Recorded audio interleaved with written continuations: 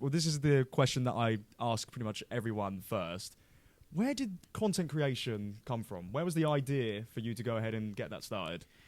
Yeah, I mean, I think it's such a broad question because so many people have different motivations with starting content creation. Obviously, nowadays in this new generation, it's the road to go for. But a lot of people, again, with different motivations, a lot of people do it because they want to get a job out of it, which, it certainly can be.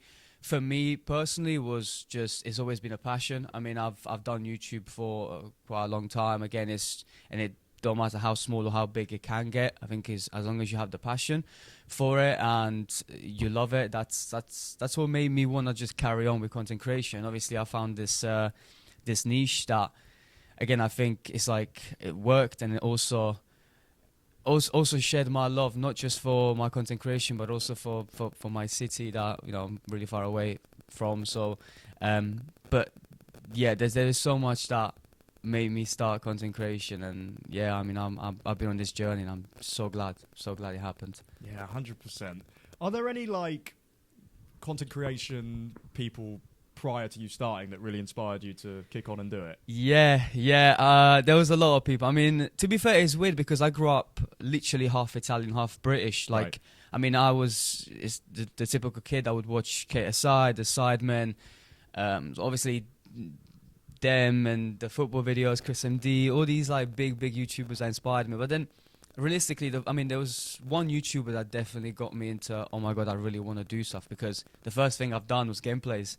Video game gameplays, which shouts out Favi J, which is an Italian YouTuber that's absolutely massive now. And he was a big inspiration to start all of this. Obviously, then divert into football. But there's a lot of them. There's a few of them. Yeah, no, most certainly. So, of course, you've got pretty decent following, to say the least. I've got some numbers here. 161,000 on TikTok, 59,000 on Instagram as well.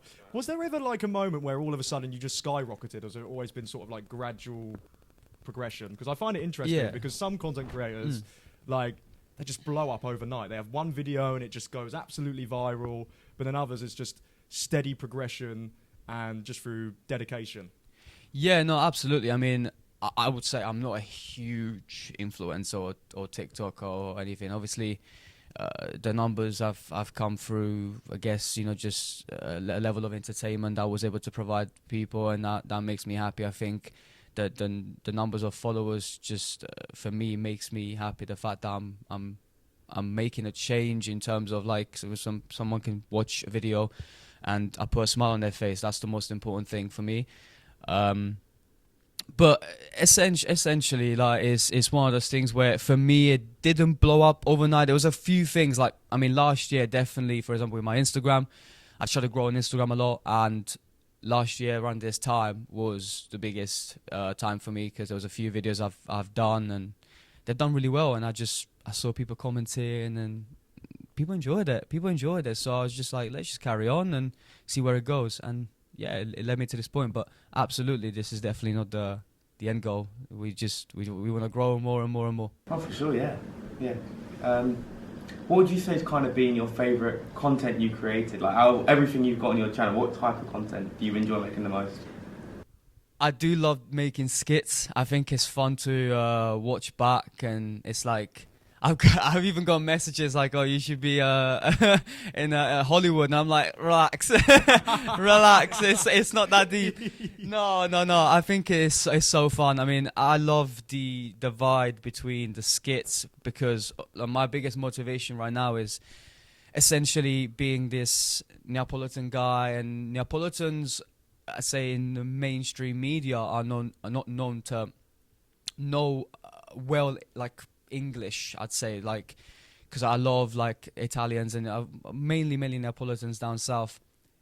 Even though we speak English, there's a lot of people that have a strong accent.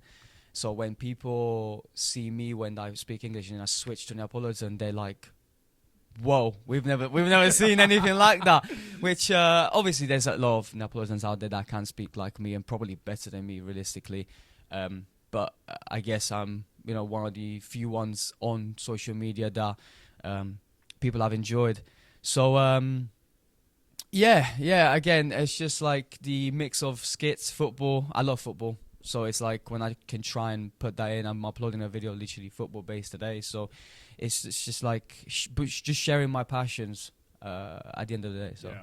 Always been one of my favourites is the where you compare the two words between the different languages and you pick which one's better. Yeah. I think that one's just so cool. And it's interesting to see, like, because I can't speak any other language. The only language that I can speak is English. So it's interesting to see the other words in a different language in comparison.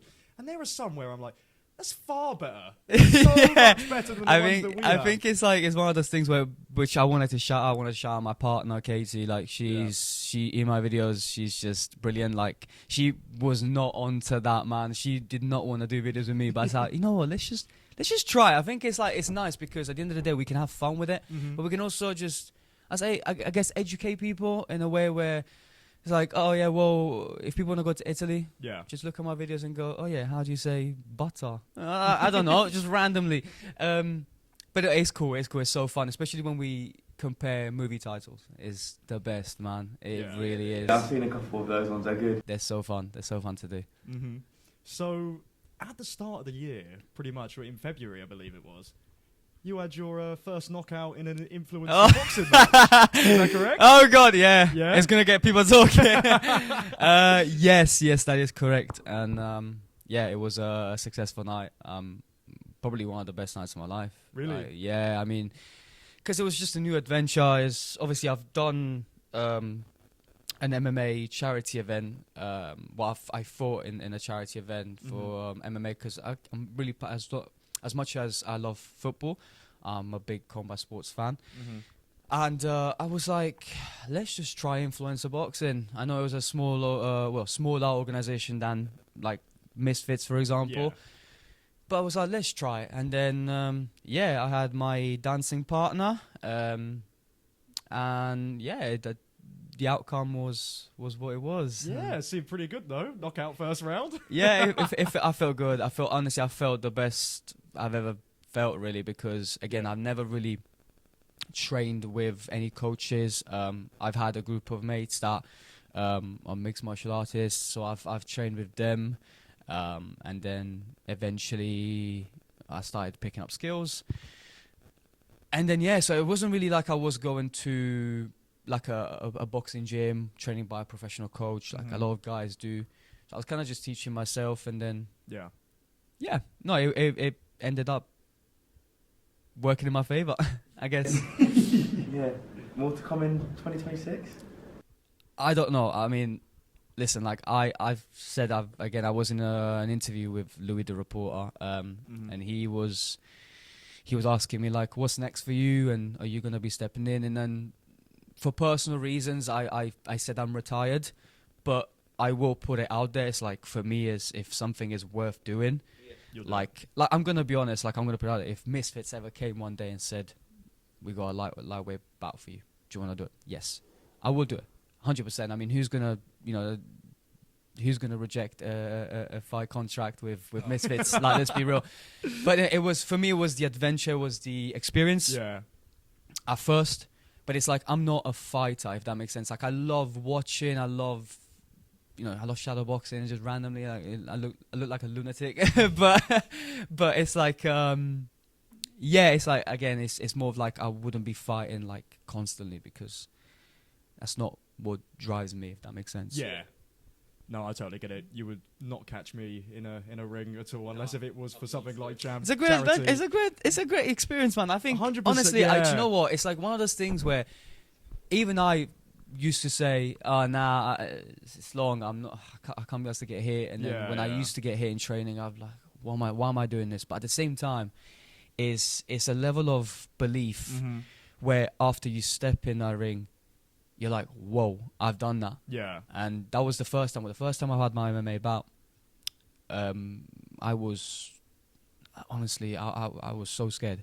I was like, why am I doing this? I did not want to come out. But once I did, it's just one of the best experiences. Like, you feel alive. Yeah. Essentially. Yeah.